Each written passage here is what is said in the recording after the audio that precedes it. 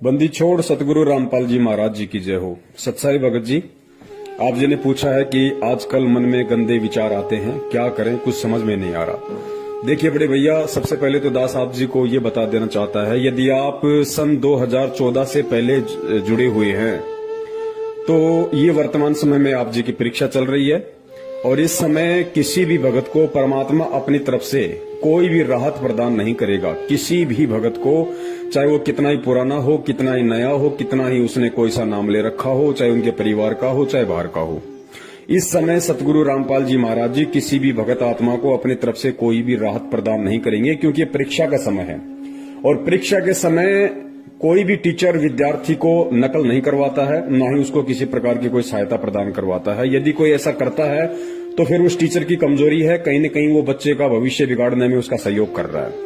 और वर्तमान में यदि किसी को ऐसा आभास होता है कि गुरुजी ने आके मुझे बचाया, गुरुजी ने मुझे सपने में दर्शन दिए, गुरुजी ने मुझे ये सलाह दी, गुरुजी ने मेरा ये काम कर दिया, हॉस्पिटल में डॉक्टर ने जब मेरा ऑपरेशन कर दिया तो गुरुजी मेरे सिराने खड़े हुए थे, ये सारी की सारी चीजें हमने ज्ञान से समझनी पड़ेगी। क्योंकि वर्तमान में यदि किसी भक्तात्मा के साथ में ऐसा यदि हो रहा है तो निश्चय ही ये उसके प्रारब्ध के जो कर्म हैं, जो उसके अच्छे भक्ति संस्कार हैं, कह सकते हैं कि इस जन्म से पहले उसका जो कभी मानव जन्म था, उस समय परमात्मा ने उनसे जो भक्ति करवाकर उनके जो कर्म बनाए थे, जो संस्कार बनाए थे, उस संस्कार आधार से परमात्मा वर्तमान में उस भगत की, अपने शिष्य की परमेश्वर सहायता कर रहे हैं, न कि वर्तमान में। क्योंकि वर्तमान में तो परीक्षा चल रही है। वर्तमान में यदि कोई आपकी सहायता कर सकता है तो केवल सतगुरु का ज्ञान है और आप स्वयं हैं।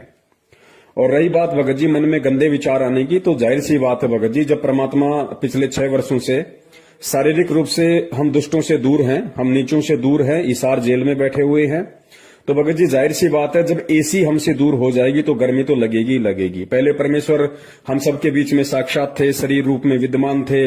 हम महीने में 2 बार सतलोक आश्रम बरवाला में परमेश्वर के मुखारविंद से सत्संग सुनने जाते थे। हम परमेश्वर के दर्शन करते थे लगभग 3 घंटे सुबह, 3 घंटे शाम। जब हम सत्संग सुनते थे तो लगातार हम परमेश्वर के चेहरे की तरफ निहारते रहते थे और कहते हैं कि कबीर साधु दर्शन राम का, मुख पे बसे सुहाग, दर्शन उन्हीं को होते हैं जिनके पूर्ण भाग। तो भगत जी सतगुरु का तो 1 सेकंड भी यदि किसी ने दीदार कर लिया, दर्शन कर लिया, तो उसका भी कितना पुण्य भक्ति मार्ग में जुड़ जाता है, सोच नहीं सकते। और जबकि 6-6 घंटे महीने में परमात्मा के रोजाना दर्शन, उसके बाद में परमेश्वर का साक्षात आशीर्वाद, परमात्मा अपना आशीर्वाद भरा पंजा अपने भगत के शीश पे रखते थे, परमेश्वर को दंडवत किया करते थे, प्रार्थनाएं लगाया करते थे। कहने की बात है कि भगत जी अब वो समय वर्तमान में नहीं है। तो जाहिर सी बात है भगत जी, जब बंदा एसी से बाहर निकल जाएगा तो गर्मी तो लगेगी लगेगी। तो वर्तमान में भगत जी ऐसे विचार आना स्वाभाविक सी बात है, क्योंकि ये भक्ति क्षेत्र है और यहाँ पे 2 ही पहलवान है, एक तो स्वयं परमेश्वर है और दूसरा 21 ब्रह्मांड का स्वामी काल भगवान है।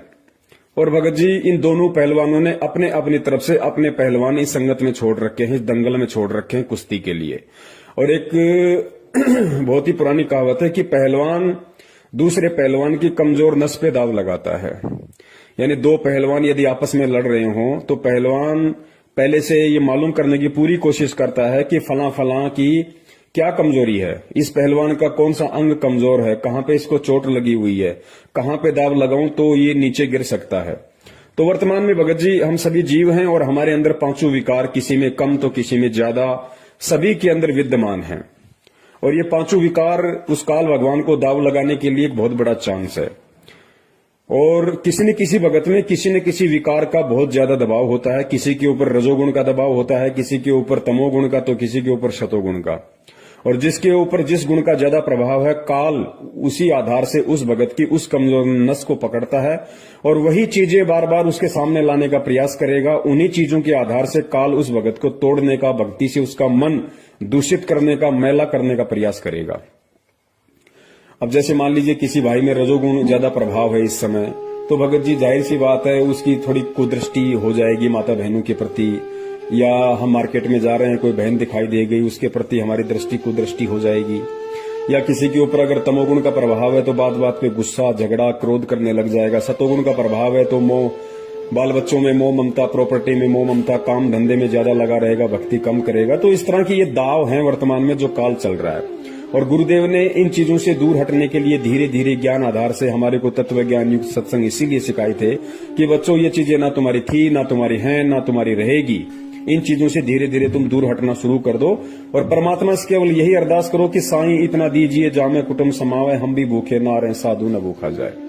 तो बड़े भाई विकार सबके अंदर हैं, ऐसा नहीं है कि पवनदास में विकार नहीं है या किसी और में विकार नहीं है। और यदि कोई ये कहता है कि मैं तो निर्विकारी हो गया तो वो सबसे बड़ा मूर्ख व्यक्ति है। जो निर्विकारी हो जाएगा उसका इस लोक में क्या काम, वो तो फिर सतलोक चला जाएगा। तो निर्विकारी इस संपूर्ण सृष्टि में यदि वर्तमान में कोई है तो केवल सतगुरु रामपाल जी महाराज जी हैं। उसके अलावा सभी लोग यहाँ पे विकारी हैं और किसी पे विकारों का प्रभाव ज्यादा है तो किसी पे विकारों का प्रभाव कम है। विकार तो अपना प्रभाव करेंगे ही करेंगे, क्योंकि ये काल की चाल है और काल साम दाम दंड भेदिया किसी भी घटिया से घटिया सूक्ष्म चाल चलकर इस समय भगत को भक्ति से दूर करने का प्रयास करेगा।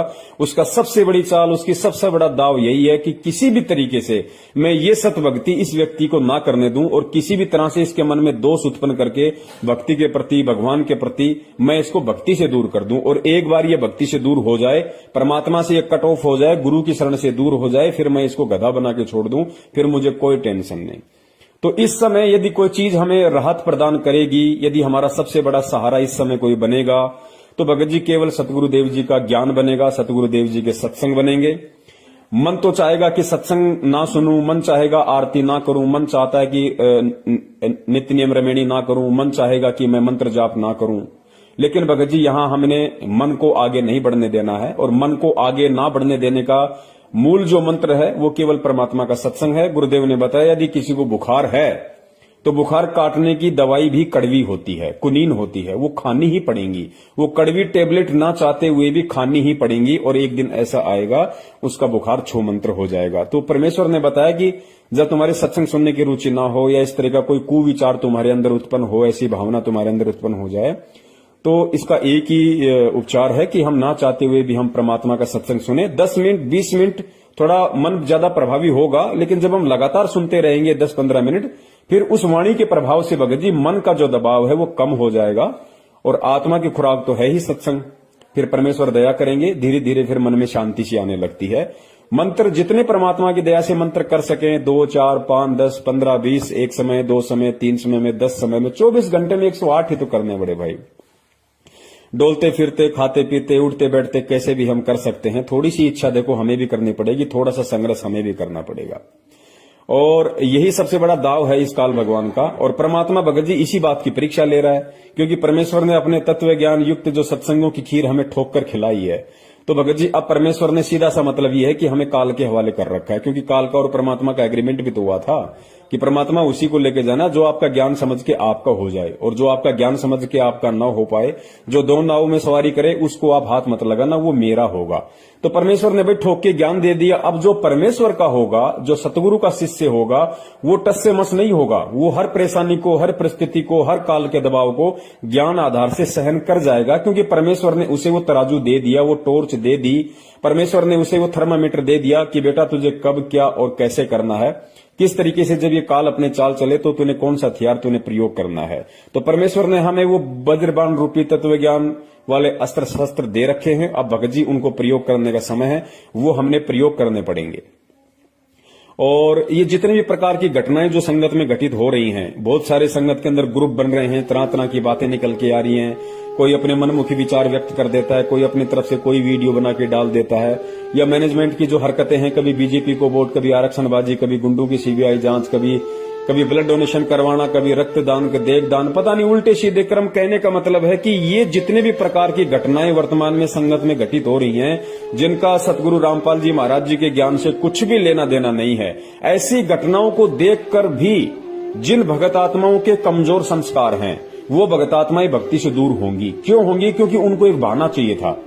उनको एक बहाना चाहिए था कि मुझे ऐसा कोई बहाना मिले कि मैं इस भक्ति से दूर हूं, क्योंकि उनके संस्कार बहुत ही कमजोर थे और वो ऐसा मौका देख रही थी कि हमें ऐसा कोई माइनस पॉइंट मिले इस भक्ति और भगवान की तरफ से और हम इस भक्ति से दूर हो जाएं, हमें एक बहाना मिल जाए। तो ये घटनाएं इस तरह की हैं, ये काल की तरफ से बहाना होती हैं और उन लोगों को एक मौका मिल जाता है परमात्मा से दूर होने का, जो लोग इस भगवान और भक्ति को इतना समझ नहीं पाते हैं, इतने दृढ़ हो नहीं पाते हैं और जिनका मन बकवादों में ज्यादा चलता है। तो भगत जी ये संघर्ष तो बड़े भाई करना पड़ेगा। परमेश्वर ने कहा कि बच्चों ये कलयुग और कलयुग की ये बिजली पीढ़ी, और इस बिजली पीढ़ी में ये संत रामपाल जी महाराज के रूप में ये परमात्मा। जब भी तुम्हारी पार होने की इच्छा हो तो देख लेना, तुम्हें गुजरना इसी परिस्थिति से पड़ेगा, तुम्हें गुजरना इन्हीं परिस्थितियों से पड़ेगा। चाहे तो आज गुजर जाओ हिम्मत करके, या चाहे अगले किसी जन्म में किसी युग में जब तुम्हारा दोबारा से दाव लग जाए तो भाई उस समय देख लेना तुम्हें गुजरना इसी पटरी से पड़ेगा। चाहे आज गुजर लो, चाहे अन्य किसी जन्म में गुजर लेना। मन भगत जी बकवाद करे ही करेगा, क्योंकि ये काल का लोक है और हमारे शरीर में भी मन रूप में काल बैठा हुआ है, तो इतनी आसानी से भगत जी हमें छोड़ने वाला नहीं है। जब एक बात बताइए, हाँ, एक किसान साल भर तक खेती करता है, जो गवार बाजरा कुछ भी वो उपजाता है, और सारी फसल काट के जब वो अपने खलिहान में डाल देता है, रात को उसकी पहरेदारी के लिए सोता है वहां पे कि कोई चोर चुराने ले जाए, कोई आग ना लगा दे। और रात को यदि उस खलिहान में से कोई चोर यदि उसका अन्न चुरा के ले जाए तो भगत जी क्या वो किसान चुपचाप देखता रहेगा? वो लठ लेके दौड़ेगा, मरने मारने को तैयार हो जाएगा, क्योंकि साल भर तक उसने और उसके बच्चों ने वही अन्न खाना है। तो भगत जी काल भगवान का सबसे बड़ा अन्न तो आप और हम हैं।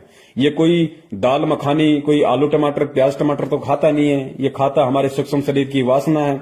तो इतनी आसानी से कैसे हमारे से इन विकारों को दूर होने देगा, कैसे हमें इन विकारों से दूर होने देगा?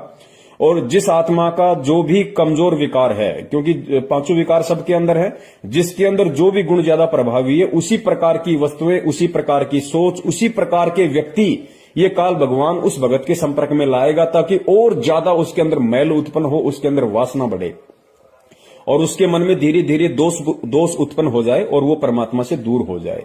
लेकिन भगत जी परमात्मा ने ठोक के हमें तत्व ज्ञान युक्त सत्संग दे दिया, तत्व ज्ञान से हमें लबालब कर दिया, और परमात्मा ने बता दिया कि भैया गरीब कच्चा हीरा कृच हो नहीं सहे घनबार, ऐसा ये मन हो रहा लेखा ले करतार। जब तुम्हें लगे कि इस तरह की कोई भी आपत्ति विपत्ति संकट मन में दोष भक्ति और भगवान के प्रति तुम्हारे अंदर उत्पन्न होने जा रहा है, तो बड़े भैया मान लेना कि उस समय ये सोच लो कि परमात्मा तुम्हारी परीक्षा ले रहा है, और उस परीक्षा में अब तुम्हें क्या करना है, तुम्हें काल के आगोश में जाना है या परमात्मा की शरण में रहना है। तो ये बहुत ही सोच समझ के भगत जी हमने विचार करना पड़ेगा इन बातों पे। और भगत जी ये विकार किसके अंदर नहीं है, ये विकार कब नहीं थे? ये देश काल परिस्थिति के अनुसार कम ज्यादा भगत जी सतयुग से लेके इस वर्तमान कलयुग तक सबके अंदर है, रहते और रहेंगे। ये आप और हमारे ये विकार है, ये यहाँ पे संपूर्ण तरीके से खत्म नहीं होने वाले। परमात्मा ने बताया कि सत भक्ति से एक दिन ऐसा होगा कि ये न्यूट्रल हो जाएंगे। न्यूट्रल मतलब ये निष्क्रिय हो जाएंगे, लेकिन खत्म नहीं होंगे।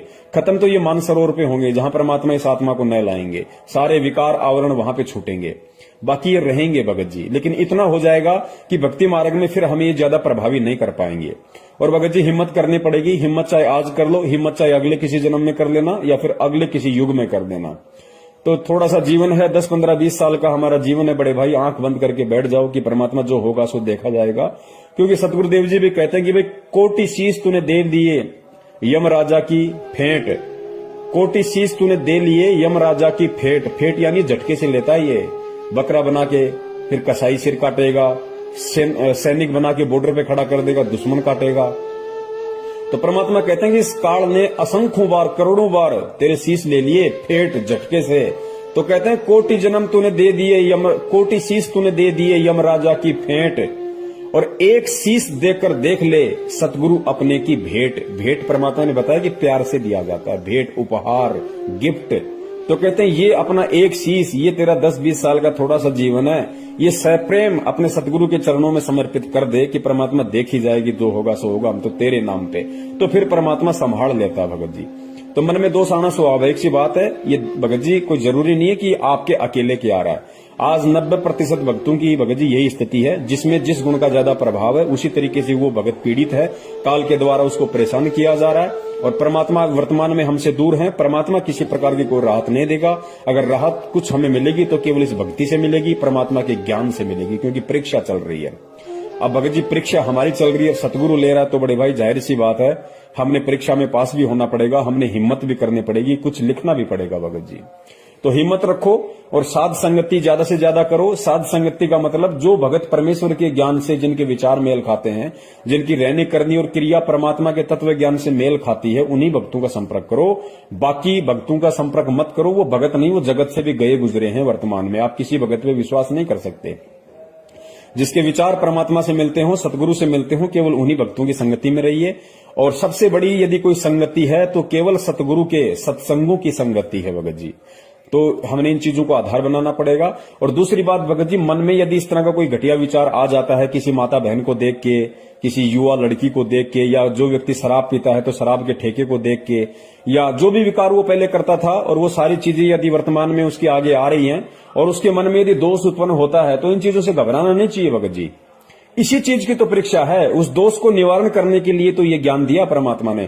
दोष आना स्वाभाविक सी बात है। मान लीजिए नाम दीक्षा से पहले मैं बहुत ज्यादा चैन स्मोकर था, मैं बहुत ज्यादा सिगरेट पिया करता था, दिन में 10-10 सिगरेट की डब्बियां मैं खत्म कर दिया करता था, रहा नहीं जाता था। नाम दीक्षा ली, परमात्मा की वाणियों का असर हुआ, कुछ परमेश्वर ने आशीर्वाद दिया, दया हुई, मैंने वो चीजें छोड़ दी। लेकिन एक समय ऐसा आता है, साल 2 साल 6 महीने बाद में, कि वो चीजें पुनः हमारे ऊपर हावी होने लगती है। क्यों? क्योंकि सतगुरु उस समय ये देखता है कि मैंने वर्तमान में इसको जो ज्ञान दिया है, जो आशीर्वाद दिया है, इसको जो सहारा दिया है, उसको ये कितना अपना पाया है, कितना ज्ञान ये ग्रहण कर पाया है, कितना ज्ञान को आधार बना पाया है, कितनी भक्ति मर्यादा में रह के ये अपने अंदर अर्जित कर पाया है। तो जानबूझ के परमात्मा आपको थोड़ा सा ढीला छोड़ देता है। तो क्या होता है कि काल तो तैयार बैठा है, काल उन्हीं चीजों के आसपास आपको घुमाने लगेगा। अगर आप सिगरेट पीते हो तो वापस आपके वही दोस्त आपके संपर्क में आने लगेंगे। बार बार आपको पान की थड़ी दिखाई देने लगेगी जहां पे सिगरेट की डब्बियां रखी होंगी, या कोई व्यक्ति पी रहा होगा उसकी धुआं आपके अंदर जाएगी। तो आपके अंदर वो विकार धीरे धीरे आना शुरू हो जाएगा। लेकिन उस समय हमने ध्यान रखना है कि परमात्मा हमारी परीक्षा ले रहा है।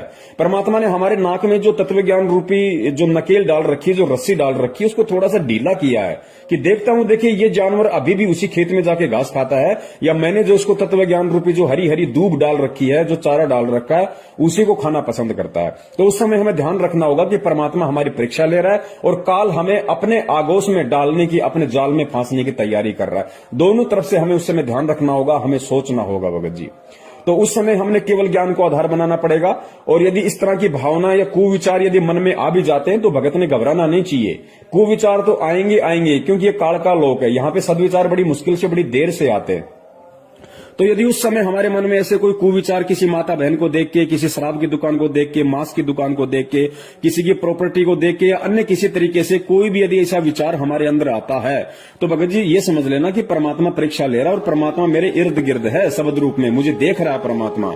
तो वहां पे हमने ज्ञान को आधार बनाना पड़ेगा। ये ज्ञान हमें परमात्मा ने इसीलिए दिया है कि तू उस समय उस संकट का मेरे ज्ञान को आधार बना के सामना कर, उसका मुकाबला कर। कि परमेश्वर ने तुझे क्या ज्ञान दिया? माता बहनें दिखाई देती हैं इस तरीके से, क्योंकि काल उन्हीं माता बहनों को आपके सामने लाएगा जो या तो सांसारिक रूप से बहुत ज्यादा सुंदर होंगी, या जैसे किसी ने ऐसे तंग कपड़े पहन रखे होंगे जिसका अंग अंग दिखाई दे रहा होगा। तो उन्हीं माता बहनों को आपके सामने ज्यादा लाने की कोशिश करेगा। और काल तो फिर मन रूप में बैठा हुआ, वो तुरंत उन चीजों की तरफ आकर्षित होगा। लेकिन ध्यान रखना चाहिए कि बेटा पीठ पीछे तेरा सतगुरु भी देख रहा है, पीठ पीछे तेरा बाप भी खड़ा हुआ है, तेरा बाप देख रहा है। तू काल को खुश करना चाहता है या बाप को लज्जित करना चाहता है? तो इस बात का भी हमने वहां पे ध्यान रखना पड़ेगा। और फिर वो तत्व ज्ञान रूपी जो दीवार जो परमेश्वर ने हमें दे रखी है, जो टॉर्च दे रखी है, हमने उसको आधार बनाना पड़ेगा।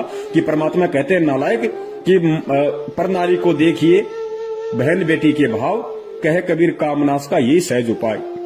दारू के ठेके की तरफ हम जा रहे हैं, यदि मन में ऐसी इच्छा उत्पन्न होती है, यार क्या करें, लेक ना ले, तो ले या ना ले, ये विचार मन में आने से नाम खंड या मर्यादा खंडित नहीं होती है।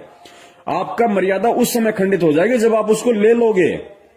अगर विचार आपके अंदर आ रहा है तो उसी समय आपने परमात्मा के ज्ञान को आधार बनाना पड़ेगा कि बाप पीठ पीछे खड़ा है और बाप ने बताया है कि भैया शराब पीवे कड़वा पानी 70 जन्म कुत्ते के जानी। तो देख ले बेटा, तुझे इस जन्म में सतलोक की प्राप्ति करनी है या फिर एक घूंट लेके तुझे 70 जन्म लगातार तुझे कुत्ते के लेने, और बाप पीछे खड़ा हुआ है, देख ले तुझे क्या करना है। तो भगत जी ये सारी बातें हमने विचार करनी पड़ेंगी। इसी तरीके से हम इस मन को जीत सकते हैं और परमात्मा की इस परीक्षा में हम पास हो सकते हैं। और ध्यान रखना, परमात्मा की परीक्षा में बिना परमात्मा के सहारे के कोई पास भी नहीं हो सकता। आप और हम जीव है, हमारी कोई औकात नहीं कि भगवान हमारी परीक्षा ले और हम पास हो जाएं। हम यहाँ की 8वीं 10वीं की परीक्षा में तो सप्लीमेंट्री लाख के पास होते हैं, 3rd डिवीजन बाई ग्रेस आती है, और भगवान परीक्षा ले और हम पास हो जाएं। कभी सोचना भी मत ये बातें। परमात्मा पीठ पीछे खड़ा है भगत जी, तभी हमारी थोड़ी बहुत हिम्मत इन काल लोक की इन वासनाओं से संघर्ष करने की हो रही है, अन्यथा नहीं हो सकती। तो ध्यान रखो कि शब्द रूप में आप ये मत देखो कि जेल में जेल में परमात्मा बैठा है, संत रामपाल जी महाराज जी जेल में बैठे हुए हैं, मुझे देखने वाला कोई नहीं है। परमात्मा पीठ पीछे शब्द रूप में खड़ा है, क्योंकि वो केवल शरीर रूप में जेल में है, शब्द रूप में तेरे साथ में है, तेरे इर्द गिर्द है। तो इस चीज का ध्यान रखो भगत जी कि परमात्मा 24 घंटे मुझे निहार रहा है, मुझे देख रहा है। हम किसी कंपनी में काम करते हैं भगत जी, कंपनी में अगर सोना भी पड़ा हो तो हम उसको हाथ नहीं लगाते। क्यों नहीं लगाते? क्योंकि हमें डर है कि चारों कोनों में सीसीटीवी कैमरे लग रहे हैं और वहां लिखा हुआ है कि आप कैमरे की नजर में हैं। तो भगत जी जब हम उस 2500 के कैमरे से हम इतना डर रहे हैं कि इसके अंदर मेरी हर हरकत रिकॉर्ड हो जाएगी और मैं कंपनी में जो है मेरी बेइज्जती हो जाएगी, मुझे काम से निकाल दिया जाएगा, तो बड़े भैया यहाँ परमात्मा का सीसीटीवी कैमरा तो सूक्ष्म रूप में 24 घंटे पृथ्वी के कोने कोने में लग रहे हैं। अंधेरे में भी परमात्मा के सीसीटीवी कैमरे लग रहे हैं। परमात्मा का कैमरा अंधेरे में भी काम करता है भगत जी। वो भगत जी एंटी डार्कनेस वाला कैमरा है परमात्मा का। वो अंधेरे में भी काम करता है, वो सोच में भी काम करता है, वो हर चीज में काम करता है, उससे हम छुप नहीं सकते। यहाँ के कैमरे तो लाइट चली जाए हम बच जाएंगे, लेकिन भगत जी वो कैमरे ना तो लाइट से चलते हैं, ना जनरेटर से चलते हैं, ना बैटरी से चलते हैं, वो परमात्मा की पावर से चलते हैं। परमात्मा की पावर हर क्षण हर पल एक सेकंड के लिए भी गायब नहीं होती है इस पृथ्वी से। इस चीज का हमें ध्यान रखना है। तो थोड़ी सी मजबूती लाओ भगत जी, थोड़ी सी हिम्मत लाओ। अरे भैया, अरे मीराबाई एक लेडीज होके 250 साल पहले हिम्मत कर गई भगत जी। आज तो हम युवा हैं, अपने आप को मर्द कहते हैं भाई, हम युवा, और इतना परमात्मा ने ज्ञान दे दिया ठोक के। और परमेश्वर कहते हैं रण भक्ति और दान ये तीनों काम जवान। रण, भक्ति और दान। रण यानी सांसारिक की भाषा में रण कहते हैं सूरवीरता को, लड़ाई झगड़े को। लड़ाई झगड़ा कौन सा? जो देश के लिए लड़े, जो अपने हक के लिए लड़े, जो निर्बल लोगों के लिए लड़े। आपस में एक दारू के पैक के ऊपर लड़ाई झगड़ा, वो नहीं। तो परमात्मा कहते हैं रण, भक्ति और दान तीनों काम जवान। रण यानी युद्ध, भक्ति और दान ये केवल जवान ही कर सकता है, बूढ़ा आदमी ये तीनों काम नहीं कर सकता। तो भगत जी हमें रण भी करना है। रण का मतलब भक्ति मार्ग में इन चीजों से संघर्ष करने से है, क्योंकि भक्ति मार्ग में सूरमा उसको कहते हैं जो परमात्मा के ज्ञान आधार से सहन करता है। जो सहन करता है उसको सूरमा कहते हैं भगत जी। जो हर परिस्थिति का डट के मुकाबला करे ज्ञान आधार से, उसको भक्ति मार्ग में सूरमा कहते हैं। तो हमने इस रण में, इस भक्ति मार्ग वाले रण में भी सफल होना है। और भक्ति, क्योंकि भगत जी युवा शरीर होता है, जवान खून होता है, वो जाग भी सकता है, मेहनत भी कर सकता है, तो इसलिए जवान व्यक्ति जो भक्ति कर लेगा बूढ़ा नहीं कर सकता। संघर्ष जो जवान व्यक्ति कर लेगा बूढ़ा नहीं कर सकता। धन कमा के जो दान जवान व्यक्ति कर लेगा बूढ़ा नहीं कर सकता। इसलिए परमेश्वर कहते हैं कि रण, भक्ति और दान ये तीनों काम जवान। तो भगत जी परमेश्वर ने जवानी में नाम दिया, इसका मतलब क्या है? इसका मतलब ये है कि परमात्मा चाहते हैं कि बेटा डट के भक्ति कर, संघर्ष कर। मैं तेरे पीछे खड़ा हूं, तेरे से दूर नहीं हूं। दिखाई नहीं दे रहा वो बात अलग है, सूक्ष्म रूप में तेरे साथ में हूं, तुझे डिगने नहीं दूंगा, टूटने नहीं दूंगा। बस थोड़ा सा विश्वास रख कि परमात्मा मेरे साथ में है। बस भगत जी, फिर कुछ नहीं। ये समय ऐसा ही निकल जाएगा, मालूम भी नहीं पड़ेगा। 10, 15, 20 साल का हमारा जीवन है, इससे ज्यादा हमारी जिंदगी नहीं है। और कोशिश यही करो कि परमात्मा के शरीर में रहते सत्य हम नीचों का शरीर छूट जाए और परमात्मा हमें यहां से पार कर दे। सत साहिब। बंदी छोड़ सतगुरु रामपाल जी महाराज की जय हो। सत साहिब।